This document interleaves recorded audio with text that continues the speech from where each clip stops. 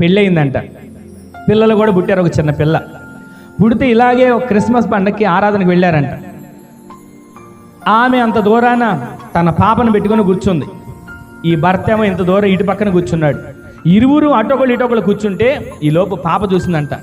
పాప చూసి వాళ్ళ అమ్మతో చెప్తుంది, మమ్మీ డాడీ కూడా వచ్చాడు ప్రార్థనకి, డాడీ కూడా ప్రార్థనలో ఉన్నాడు, అక్కడ ఉన్నాడు, వెళ్ళి హ్యాపీ క్రిస్మస్ చెప్పిరానా అంటే, వెళ్ళావంటే ఇక నువ్వు అటు నుంచి అటు వెళ్ళాల్సిందే, ఇటు రావడానికి వీల్లేదు అంద తల్లి. ఈ మాట అనగానే పిల్ల ఏం చేయలేక అక్కడే కూర్చొని వాళ్ళ డాడీ అంక చూస్తుంది, ఆయన ఈ పిల్ల అంక చూస్తున్నాడు. ఇక వాళ్ళిద్దరు దూరంగా చూసుకుంటున్నారు, కానీ ఈ పిల్ల అక్కడికి వెళ్ళకపోతుంది. కనీసం ఆయనైనా అక్కడి నుంచి ఇక్కడికి వచ్చి పాపను పలకరించి వెళ్ళొచ్చుగా, రాలేడు. ఎందుకంటే కొన్నిసార్లు ఆహాలు, కొన్నిసార్లు మనుషుల్లో ఉన్నటువంటి కొన్ని ఆలోచనలు అడ్డుపడతా ఉంటాయి. ఆ విధంగా జరుగుతూ ఉంటే వచ్చింది ప్రార్థనకే వచ్చారు, ఒకే మందిరంలో ఉన్నారు, భర్త ఒక పక్కన ఉన్నాడు, భార్య చిన్నబిడ్డ ఒక పక్కన ఉన్నారు, కానీ వెళ్ళి పలకరించుకోలేని పరిస్థితి. ఈ రోజున ఏకాంగులను దేవుడు సంసారాలుగా చేస్తానంటున్నాడు కదా. కొంతమంది ఇంట్లో ఒక మాట మీకు చెప్పనా, చిన్నపిల్లలకి కొన్ని నేర్పిస్తారు. మమ్మీ కావాలా డాడీ కావాలా అంటారా మన ఇళ్ళలో కూడా? మమ్మీ కావాలా డాడీ కావాలంటే వాళ్ళు ఏమంటారు పిల్లలు? చెప్పండి, నాకిద్దరూ కావాలంటారు. ఇది ఖచ్చితమైన మాట. నాకు మమ్మీ కావాలా డాడీ కావాలా. అసలు పిల్లల్ని అడగడం దేనికండి? వాళ్ళలో చిన్నప్పటి నుంచే మమ్మీ కావాలా డాడీ కావాలని భేదాభిప్రాయాలు మనం ప్రారంభించినట్టే కదా.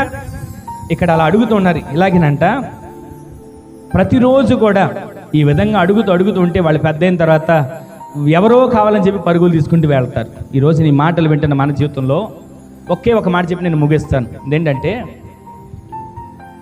ఒక ఇంట్లోనంట ఒక పిల్లోడిని పిలిచి పిల్లోడికి నేర్పిస్తున్నారు. అరే అత్త వచ్చింది, ఏం అడగాలి? అత్త వస్తే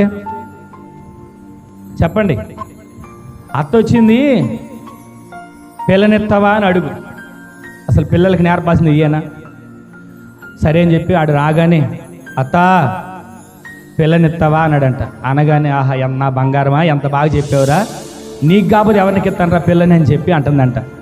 ఆ వయసులోనే ఆడు పిల్లనెత్తావా అని అడిగితే తర్వాత 16-17 ఏళ్ళు వచ్చిన తర్వాత అంట, ఇదిగో ఫలానా అమ్మాయిని పెళ్లి చేసుకుంటాను అంటున్నాడంట. అప్పుడు బాధపడి అయ్యా ఇదిగో వాడికి ఇంకా వయసు రాకోకుండానే ఇదిగో ఫలానా వాళ్ళని పెళ్లి చేసుకుంటాను అంటున్నారు. చిన్నప్పుడే వాడిని సరైన రీతిలో పెంచుకుంటే, చిన్నప్పుడే సరైన రీతిలో వాడికి నేర్పాల్సిన మాటలు నేర్పినట్టయితే ఇప్పుడు వాళ్ళెవరినో చేసుకుంటాను అనడుగా. ఈరోజు నీ మాటలు వింటున్న మన జీవితంలో ఒకవేళ మన జీవితంలో మన బిడ్డలు ఆత్మీయంగా ఎదగాలి, పరిశుద్ధ ఆలయం ముందున్న దేవుడు మన బిడ్డలను తొంగి చూడాలి, మన మూలుగులను వినాలి, ఆయన మనకు తండ్రిగా ఉండాలి. తండ్రిగా ఉన్న దేవుడు మనల్ని ప్రతిదినం ప్రతి క్షణం ఆయనే విధవరాళ్లకు న్యాయకర్తగా ఉండి కార్యాలు జరిగించాలి. తండ్రిగా ఉండి విధవరాళ్లకు న్యాయకర్తగా ఉన్న దేవుడు ఏకాంగులను సంసారులుగా చేయునుగాక.